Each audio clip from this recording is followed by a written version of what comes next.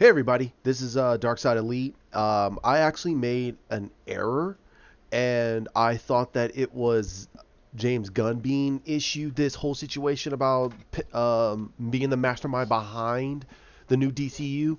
But from what I'm hearing from Chris Wong on his video, and I wanted to discuss this, it seems that Warner Media wants um, J.J. Abrams, the man sitting in front of us and on the screen right now.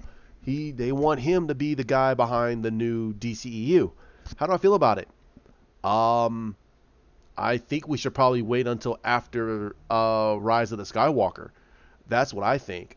Now, do I think he's a great filmmaker? I think he's a good. He's an okay film director. I liked Star Trek. I like the second Star Trek. I like Star Trek. I was okay with Beyond, but I felt that there was some meddling going on.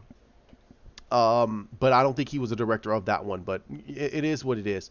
However, I think that he has great ideas. He'd be a great producer, but as a director as a spearhead for the DCU, I think that what's going to happen is we're going to get what I like to call the Justice League Unlimited Justice League, then something that feels more catered to more groundation of the characters.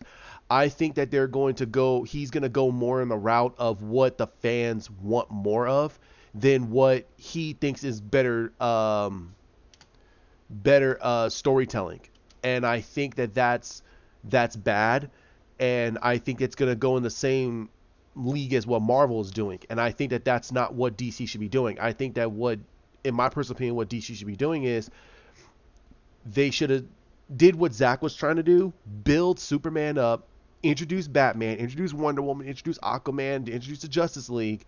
You don't need to do solo movies for them all because Marvel never did that. Marvel just did solo movies for Captain America, Iron Man, and Thor. So what's everybody talking about that DC needs to do solo movies for all the Justice League members, then do a Justice League movie? Do you understand by them doing 5 movies or 6, 7 movies, we will not get a Justice League until literally about 6 years down the road, because everyone thinks that these actors are not doing anything. Yes, they're doing other projects. Jason Momoa is not going to stand around doing one movie and then he's going to just lounge around and don't do anything. He's going to do other projects. Same goes for Gal, same goes for Henry, same goes for if Ben ever does come back. They're not going to stand around waiting for them to just out of nowhere do a Justice League movie. So it's going to take a long time to do solo movies for every single one of them. What I think is a lot of people have a misconception about what Marvel did. Marvel did Iron Man, Captain America, and Thor. Then they did a sequel for Iron Man, and then they did an Avengers movie. They introduced Black Widow in Iron Man 2. They introduced Hawkeye in Thor, in the first Thor movie, and then they introduced the Hulk in the Avengers. So I don't understand why they're saying that they should do solo movies. Well, we at the time we didn't know Black Widow. We didn't know Hawkeye.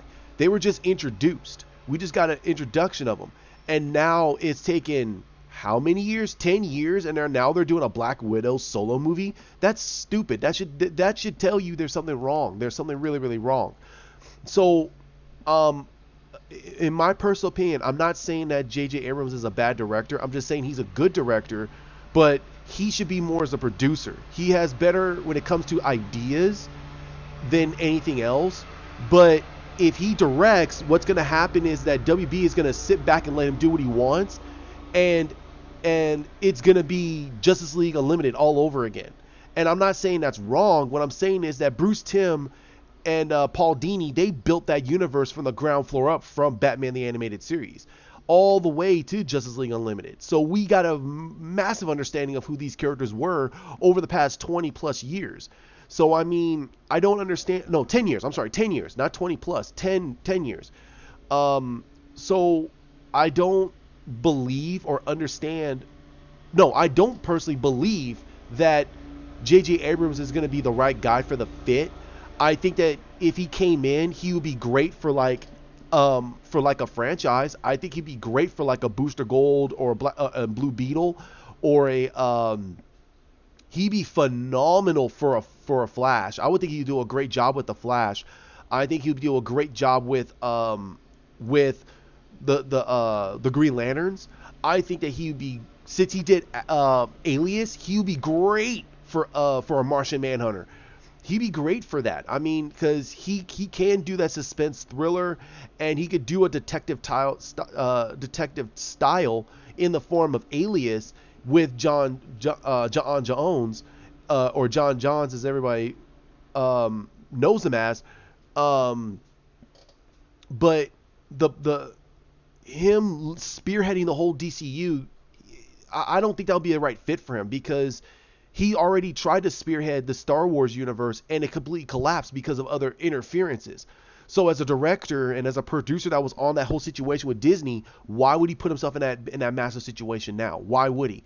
He could be a great director for them, but I think that to be the spearhead, it would put too much it put too much stress on him and too much emphasis on who he is, because if this thing fails, it's on him and it's on Walter Hamada. And why would he want that? He already had the stigma of what happened with The Last Jedi, and he forefronted that. He said that nope, nope, nope, he tried to back it. So I think that he would be a great fit for the DC universe, and especially what he did with Star Trek. He can really revitalize a lot of franchises that people don't know. I mean, he could do a really great job with a lot of it. I think he can easily do. I mean, if everybody wants a good, wholesome, family-oriented type of Justice League, he could revitalize the Justice Society of America. He could do the JSA, not the JLA, but he could do the JSA and leave that to him. He could do that and have it where they could see how they rose to prominence as some of the greatest heroes of all time, and then their fall to decadence because of Black Adam. Who knows? I mean, there's a lot of things they can do, and how they disappeared off the face of the earth until the resurgence of the Justice League of America. Superman, Batman, and Wonder Woman, and that would be great. That would be phenomenal. How that ever happened? There's a lot of things they can do with the DC universe.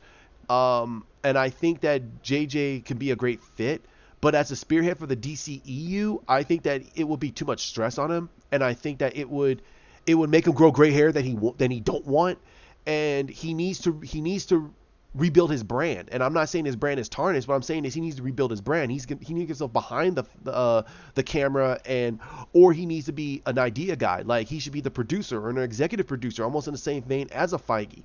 But for him to be the complete spearhead, it's gonna feel too much like Justice League Unlimited, and I think that if they were gonna do some elements from it, that would be okay, because it's more familiar to a lot of the modern fans and more comic book fans. But I think that each director should have their own voice and their own take on each of these characters, and when they do the team up, whoever the director is, that director should in all respect to the other directors, should utilize what they did, put it into his movie, and work around that. So the people don't feel like it's a complete that one, the director is not that he's not pigeonholing himself, but he's actually paying more attention to the character growth of each character, instead of just saying, okay, well, I got this character, I can do whatever I want with him. And I'm gonna do another video about some of the problems I had with Marvel and what they did that made no sense. I'm not gonna disrespect Marvel.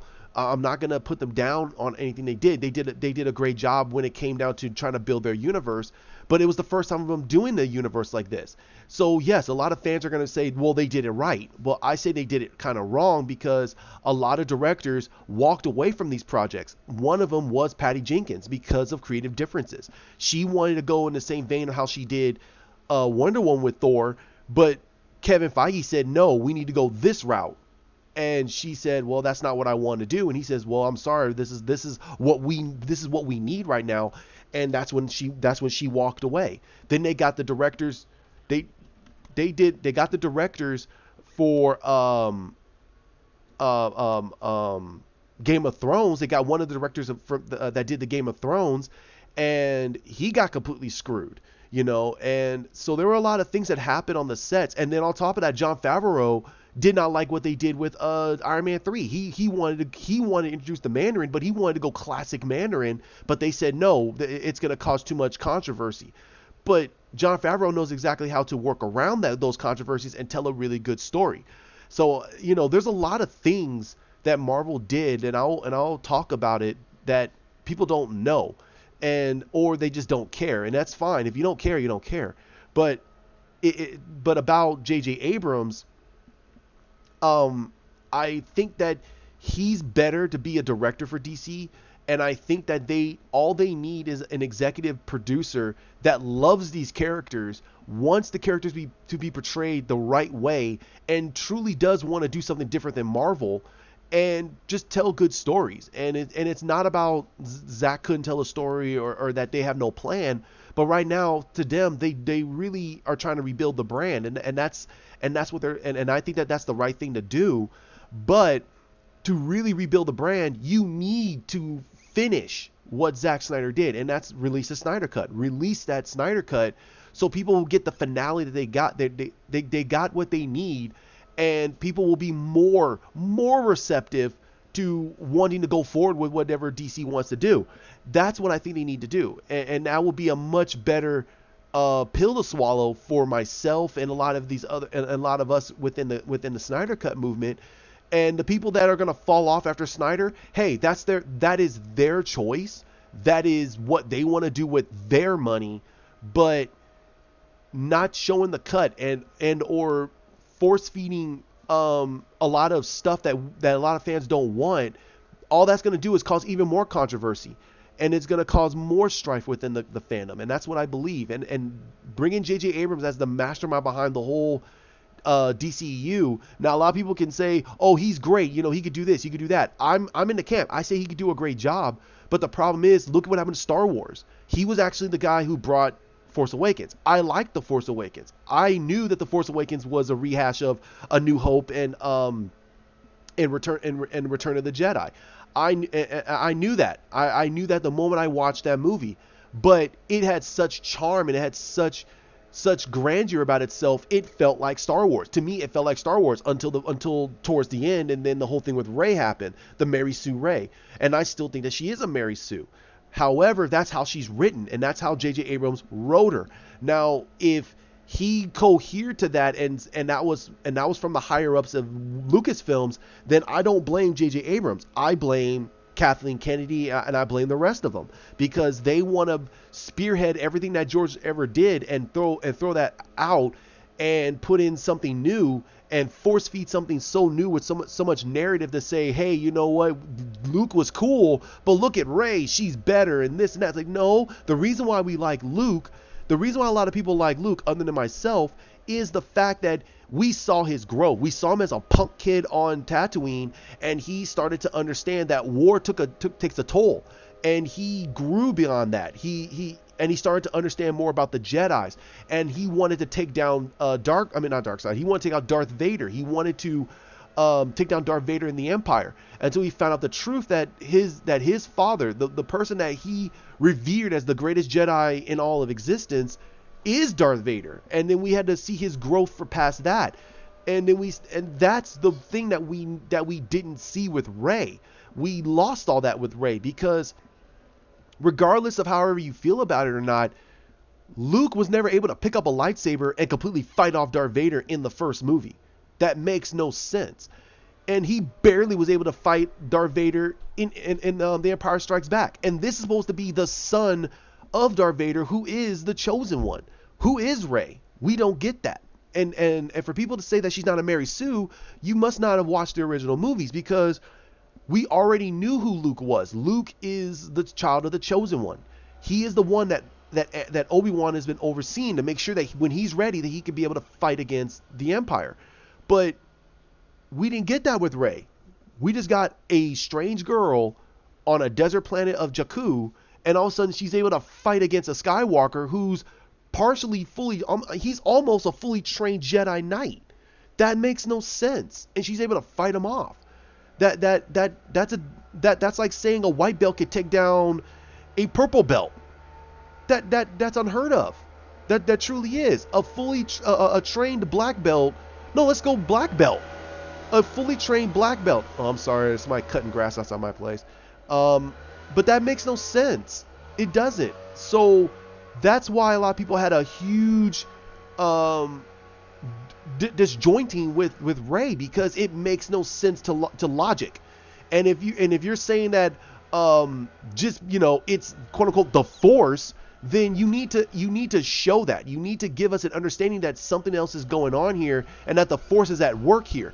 You could have given it through Kylo that something is wrong here. He feels tremendous levels of the Force. He could have had a line that says that, and we'd have been like, oh, so the Force is guiding her movements. That would have made a better pill to swallow. But they never did that. They just assumed that people were stupid and realized, oh, it's just the Force. No, because if that's the case, then Luke should have been able to kill his father in the first movie. He picked up the lightsaber, swung it around a little bit, so he should have been able to fight against Darth Vader. Obi-Wan should have had no problem with that. Like, hey, the Force is going to guide your movements. Go ahead and do it. That makes no sense. That's why we need to see growth with her, and we got a little bit of the growth. But for her to fight against Kylo Ren in the first movie and not defeat him, but hurt him, that is absurd. That was the start of the Mary Sue. That made no sense. Then again, we got the Mary Sue in The Last Jedi, but that is a Rian Johnson thing. It's not a full J.J. Abrams, so we got to see how Rise of the Skywalker is. I'll give my opinion about the movie when it comes out and what's going to happen. But for right now, I think that JJ should just be a director for DC and get himself on a property that's actually fun, exciting, and something that no one's ever seen. I think that a Blue Beetle Booster Gold movie with JJ Abrams would be phenomenal. It would be great. And I think a lot of people will be much more receptive of that, and they're going to be very happy with that. I think I would be, and I think that a lot of people need to calm down and just let certain directors do their bits, because we don't know what's going to be happening after all this. We need to have successful movies, and for people to turn them down, it's just like, okay, well, whatever. But like I said, I'll get into this a little bit later in another video. This is my fourth one today. I wanted to apologize. I thought that they were talking about James Gunn, but it wasn't James Gunn. It was actually J.J. Abrams. I want to throw this out to Chris Wong, who's the one who basically got on my YouTube that showed that, and I was like, oh wow, I didn't notice that. I thought it was James Gunn, but that's my apologies. And but I still will put up that James Gunn and talk a little bit about James Gunn in that video. Like, comments, and and share, please. Like, comment, subscribe, and share. Let's talk about this. Let's see what your ideas are. If you like what J.J. Abrams did with Star Trek and what he was doing with Star Wars, hey, I'll discuss it with you. I'm not going to say you're an idiot. I'm not going to do any of that, because that's not cool. I mean, that's your opinions. What I just don't want is trollism. I don't want negativity spread around. I want people to be able to talk about it and just hear from my point of view, and I'll hear from your point of view. I think that he'd be a much better as a director for DC. I think that him spearheading the DCEU would be way too taxing for him, and I think that he'd be better as a director. But hey, that's my opinion. Those are my 2 cents. I'll talk to you guys soon. Later.